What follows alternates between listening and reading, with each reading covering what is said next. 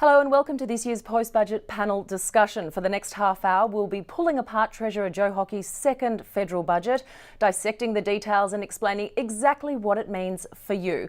So if you're still trying to make sense of it all and more importantly need to know how the budget will hit your hip pocket, stay watching because it does not get any simpler than this.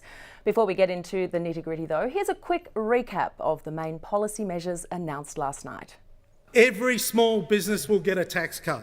Next year, we will spend $38 billion to support families. A $1.2 billion national wage subsidy pool to target long-term unemployment.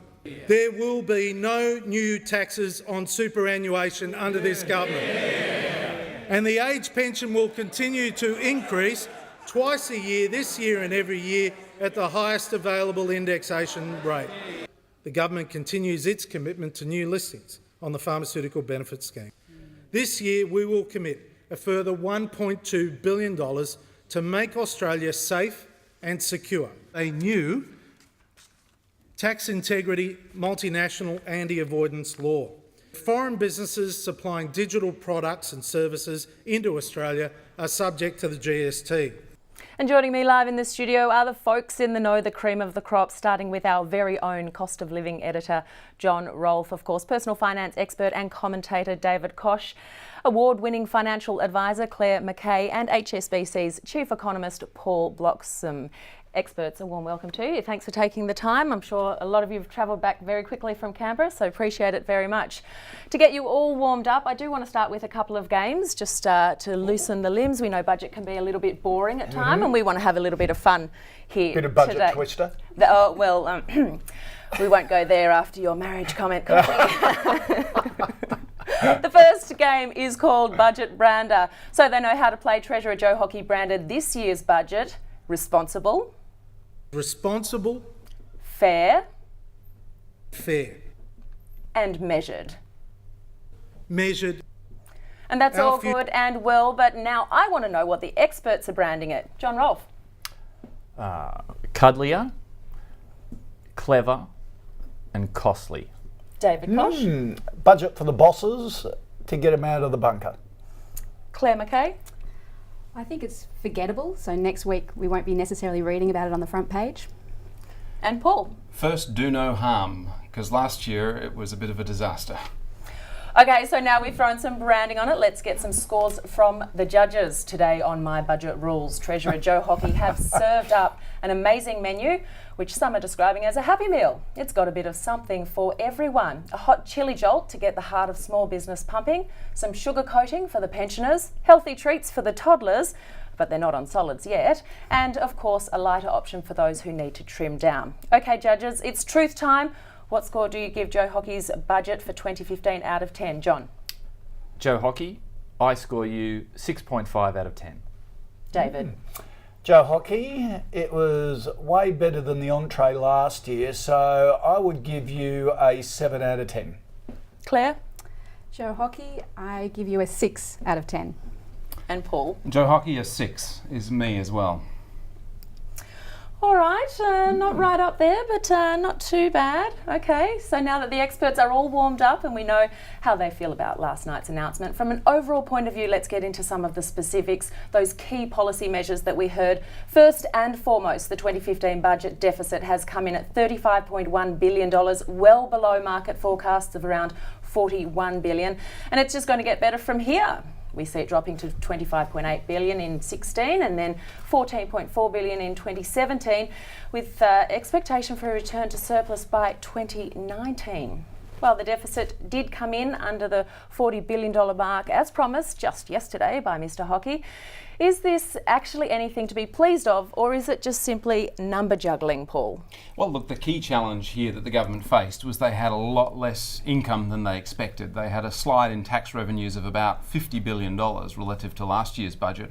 And what we saw happen in response to that was the government absorbed that in their budget deficit. The budget deficits are now larger than they were in last year's budget. The budget deficit was estimated for this year to be $17 billion and it's now $35 billion.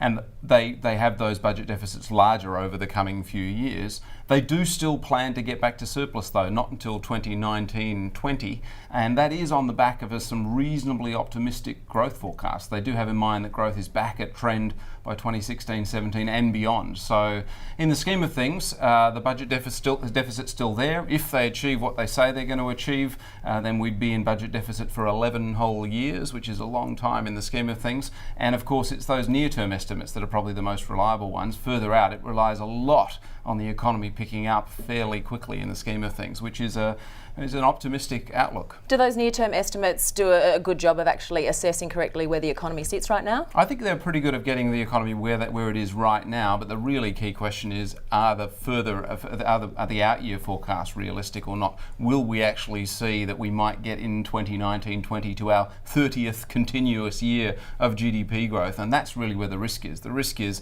that these budget numbers are based on some reasonably optimistic forecasts for growth. Geez, you're a bit harsh, aren't you? 25 years of continuous economic growth. Holland is the only advanced country in the world that's ever achieved something better, and will beat them next year. Been through a global financial crisis, an Asian financial crisis. My kids, adult kids, we've got a generation never been through a recession. You're making my point for me, David. That's what you're doing. The point is, pretty remarkable. The point but is, we get so grumpy about the economy. No. I'm very optimistic about the economy. Good. We've done very well, and I think being in the 25th year of continuous GDP growth will be something quite impressive. But the key thing is that the budget is charged and ready to go to deal with any shocks we might see, and that's not where we're at. There's a great graph that I'm going to sound a nerd here, sort of.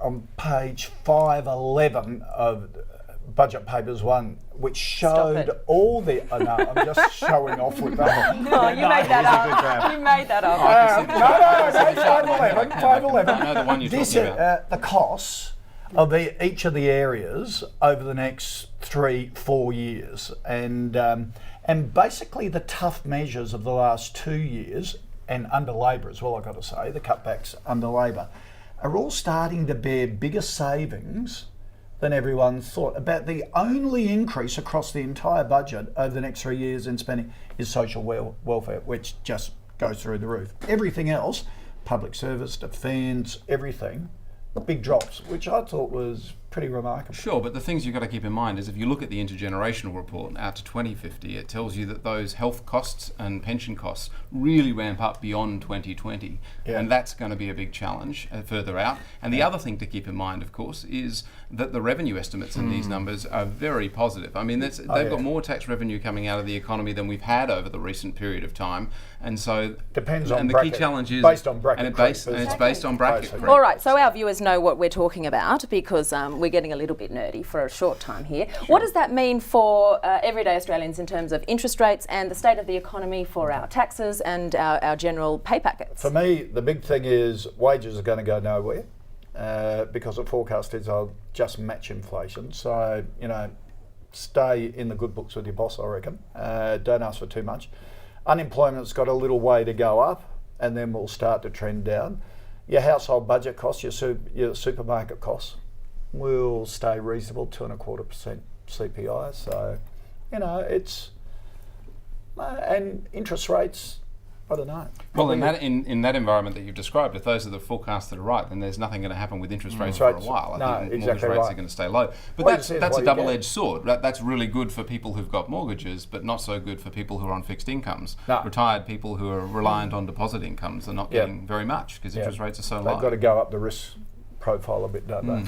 Okay, in terms of specific policies, by far the biggest winner in this budget is, of course, small business. It's been given a generous package of tax breaks, red tape reductions and concessions worth $5.5 billion. One big sweetener for small enterprises is being able to claim unlimited tax deductions for items under $20,000. In his speech, the Treasurer made it very clear as to why he was so focused on the little guys. But is the budget... Our future growth will come from growing small business into big business. The budget is without a doubt a shot in the arm for small business, but is it enough to kickstart the economy again so that everyone reaps the rewards, David? Look, I think it's the best budget for small business basically in a generation since I can remember. It is extraordinarily generous.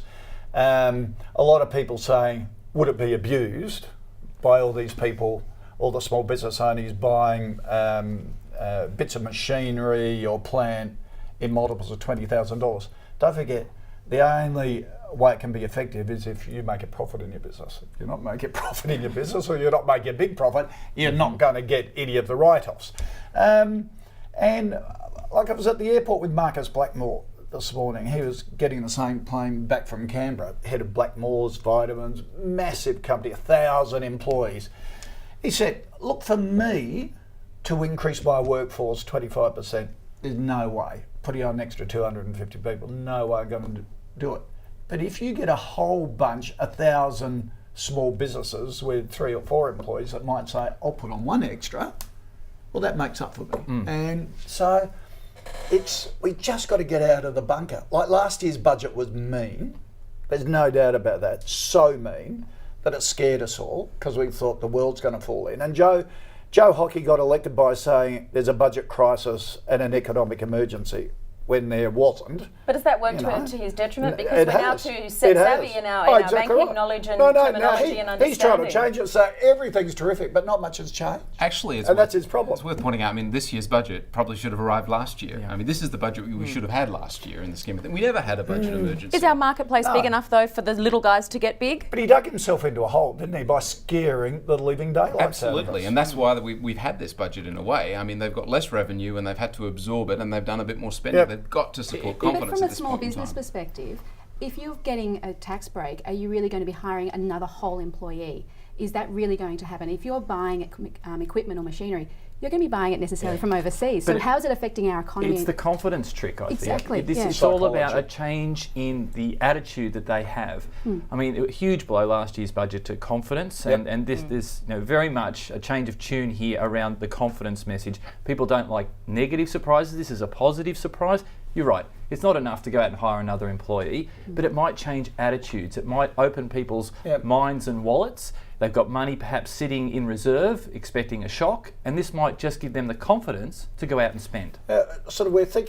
We've had a year of thinking glass half empty rather than full. We've been paying down our credit cards, and we've been thinking interest rates are dropping. Instead of going, wow, I've got more money, we're going, oh, geez, that means things are going to be terrible in the next 2 or 3 years, so we'll just sit on cash. Well, it's also how important is psychology? Do we underthink it? When you think about what's driving the economy at the moment, what we're trying to do is get the economy to shift from being driven by the mining sector to being driven by the non-mining sectors of the economy. Which is us. We're seeing that happen in the housing market, obviously. House prices are rising strongly. We're seeing it in housing construction, and we're seeing it flow through to some retail sales. But what we haven't seen yet is a pickup in businesses' willingness to hire and invest. And that's where the big money is. This budget really comes in. It's hopefully going to boost confidence and see that next stage of the Great Rebalancing Act, of a shift from growth from mining to these non-mining sectors. So, Claire, I suppose what you say, if we go and buy something, Harvey Norman or JB Hi-Fi hires another couple of people because we've got the demand, and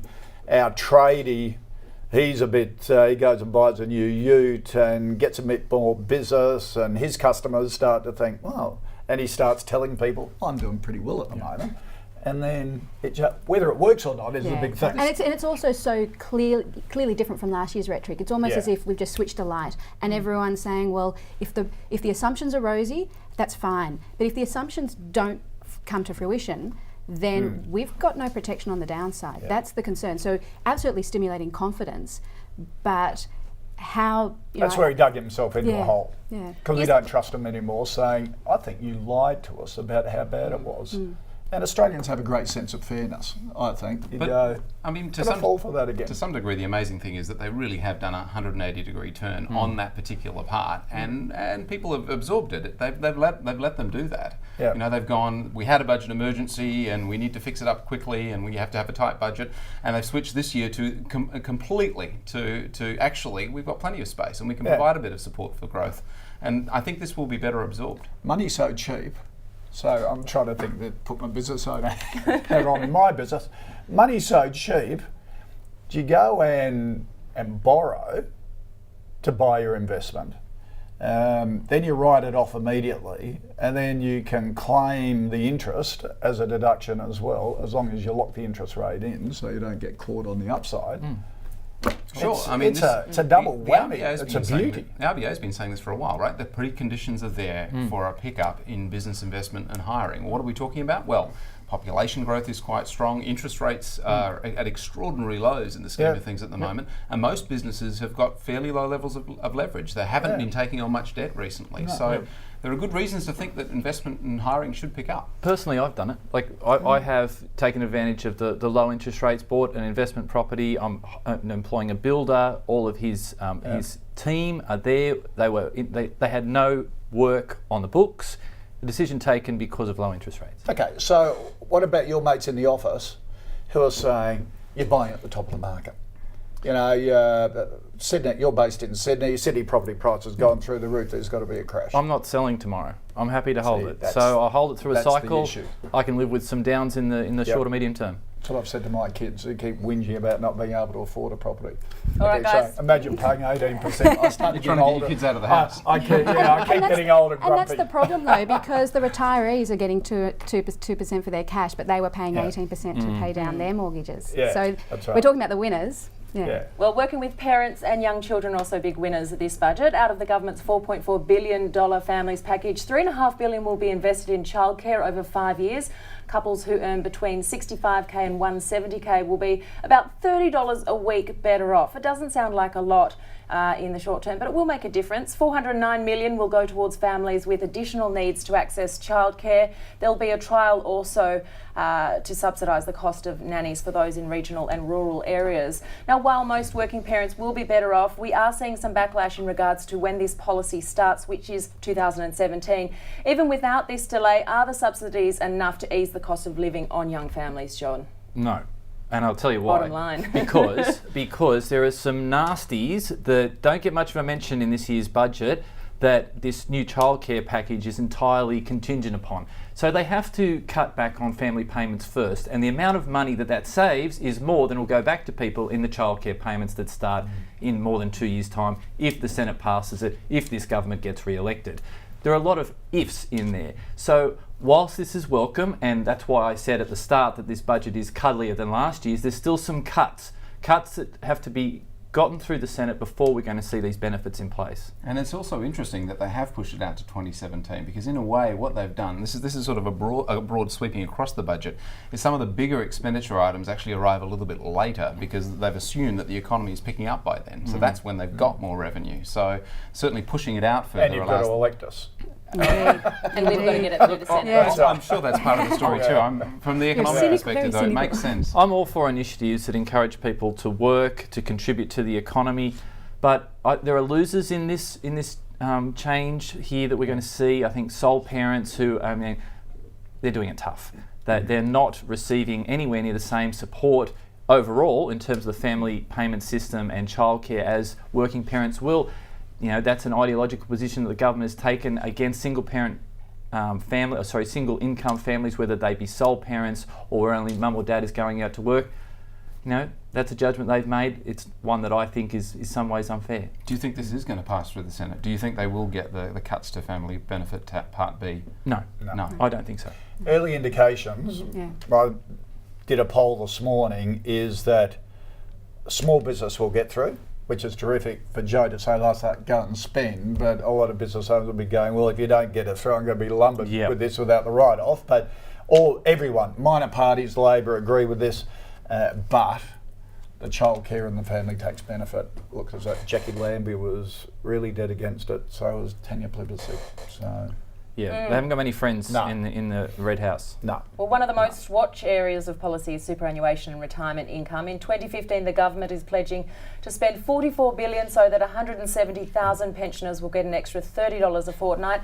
That is, of course, provided they own their own home, have additional assets worth less than $250,000 for singles and $374,000 for couples. Now, tens of thousands of wealthy retirees will no longer receive the full pension, and many will also see a reduced part pension as the government drops the eligibility threshold. While this policy was widely leaked pre-budget announcement, just hearing Joe Hockey reiterate he wouldn't be taxing superannuation must come as a huge relief to both retirees and the industry, Claire. I think that, you know, retirees' confidence, we were talking about confidence earlier about business and the economy, it's exactly the same when it comes to superannuation. So having confidence that the taxation treatment of your retirement savings at the moment is known. We also have a clear difference between the government and the opposition in relation to the taxation of super, so that's a distinguishing feature between the two. Again, it's changed the rhetoric. It used to be in this term, now it's this government. So we know that we've got the big tax review coming up. It's currently in consultation mode, and we know that through the demographics and the intergenerational report, we know we have to do some changes there. So it's great for current planning, and it means that people who have lacked confidence in both the industry and the taxation of the system can start having confidence about some short-term planning. I'm giving out more of my own personal, finance tips here of what I'm doing, but I've put every spare dollar I can to get up to that limit of the amount that you're allowed to put in, pre-tax from your super, because whilst they might have stopped saying in this term, I think when they say this government, what they mean is that once they get re-elected, that's a new government, even though it's all the same guys and girls, or at least a couple of girls. And so I think that it's a good time now, if you've got spare cash, to be getting it into super, because I think the other side of an election, it could well be the place that they go looking. Because if we're talking about cuts to small businesses and those sort of things, small businesses owners are generally the ones that don't necessarily put money into super. So the encouragement is to spend, hire more people. What are they going to be really doing with those cuts? Putting money into super. I did push Abbott on this morning and said, why didn't you take super? Well, that's people's livelihood. And that they've been investing for years based on this, despite one person having $300 million in their super fund, which means we're all subsidising as taxpayers. And I said, okay, but you said for this term, will you go to an election for next term? He said, no. I went, really? You're saying no change even in a next term of government? He said, well, I'm not saying never, but can't see it coming. So he's pushing it further and further out, which is why I agree with you, just chuck it all in. Yeah, and I think that to the earlier discussion we were having about some of these economic forecasts, when you've got a budget deficit position which is twice as bad as what they said it would be 12 months ago, we're very much in the hands of China and what iron ore prices are doing. They have bigger effects on the bottom line than any small business policy ever will. I just think that they'll go super. There's a lot of money in there. We need to get our hands on it, and it'll happen sooner rather than later. China's an interesting one because we talk about economic assumptions and revenues and stuff like that. A lot of it, as John is saying, depends on China. What's your view on China? Well, now, China's our single largest trading partner. Iron ore's up 25% in the last 3 months. It is at the moment. It's just over $60 a tonne. They've assumed for $48 a tonne in the budget. So they've got a lowish number in the scheme of things. But look, it could go either way. Keep in mind that a year ago it was sitting at $120 a tonne. So it's certainly one of those things that's a variable that you've got to watch. And actual regular people do need to watch these things, because if iron ore prices fall, then the government's going to come and get it from your personal tax or your super. They're going to get it from cutting back the services they provide or the welfare support. So it really is important to every individual what's happening in the global economy. Well, that's the interesting part about this year's budget is they did absorb the impact of that fall in commodity prices on the government budget rather than forcing it onto the households. So we haven't seen that yet. But you're absolutely right. At some point in time, they may very well have to do that. Okay, so they are the big measures, of course, that we're touching on. There are a number of smaller measures which could impact your hip pocket. I'm going to throw them out there to my experts here, and keep your comments fairly quick because we're running a little bit out of time. First and foremost, digital movies, TVs, books, music delivered by overseas companies will cost 10% more from July 27 in a policy dubbed the Netflix tax. It'll raise $350 million over the next 4 years. Claire, what do you think of this? Oh, I think my younger nephews might, when it comes to internet things, there's always ways of getting around it. So the concern will be the actual collection and the mechanism of doing that. Obviously, with the big organisations, they can sign up with Amazon and whatever else. But going routing via Russia and whatever else, I get nervous when the government tries to control the internet. All right, broadening the tax base though is and the GST is a useful thing to do. And a level playing field for locals. Shop online here. Our local businesses help pay for the school and hospital.